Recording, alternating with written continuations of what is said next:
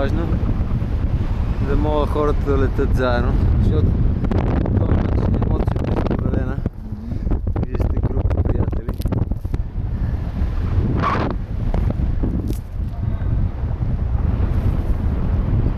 Много добре.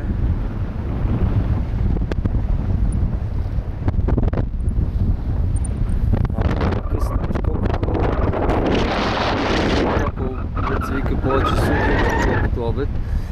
И не е нагрято много и термиките са тесни, слаби, разплащани. Има много силни термики, като влезнеш направо катапулт. Лятото не е ли? Еми да. Това е неприемливо. Тогава е най-приемливо, защото имаш най-силното слънце нагряване, слънцегреене, което всъщност е тока на нещата, както обясних. Слънцето нагрява земната повърхност и се дигаш от този въздух, който се издига. Лятото е най-силно. Моята дъщеря много иска да се качи. Ми трябва да я доведат.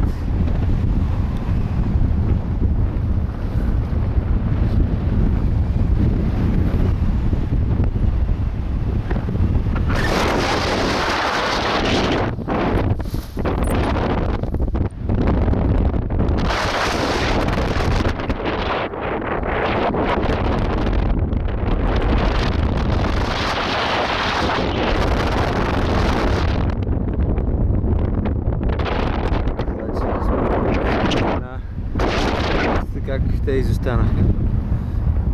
Трябва и да се връщаме, защото тя термиката винаги си има някаква посока и тенденцията да ти да изпаднеш по вятъра, защото не стига, че течението те бута, не има и вятър, който те бута.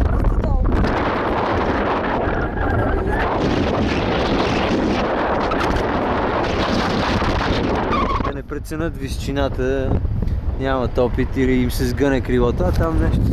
Някакви животинки търчат. Сега се скриха в растите.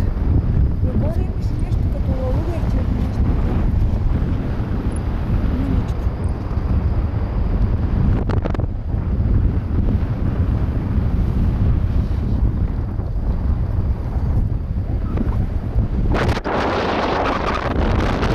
Добре, как е корема?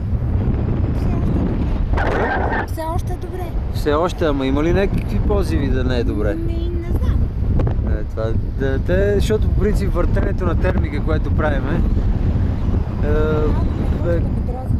така и тогава изправяме.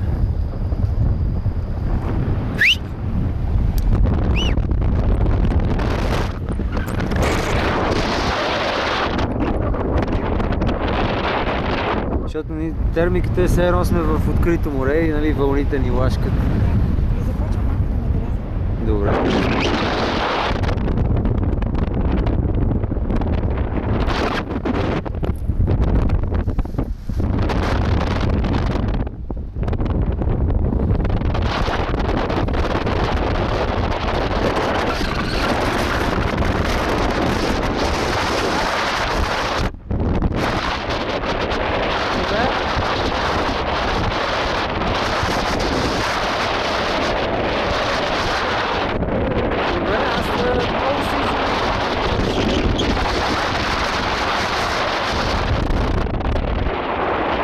Те са имали някаква мисия.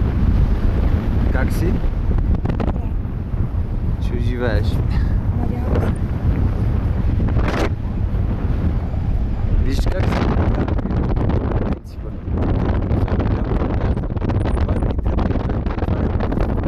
Мъгъл на атака се нарича. Като ги дръпне двете, увеличава мъгъл на атака и крилото лети по-бавно и е малко по-стабилно. Значи като ме клати, като ме друса, ако не ми е приятно, леко го обирам крилото и става много по-послушно. Ето сега приема ни клати и леко го обирам.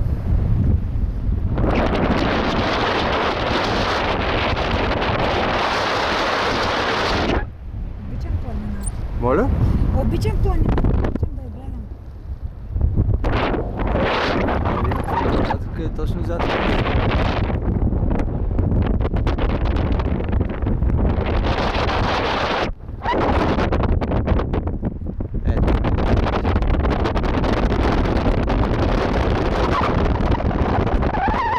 Ехо! Марич, как е? Нещо...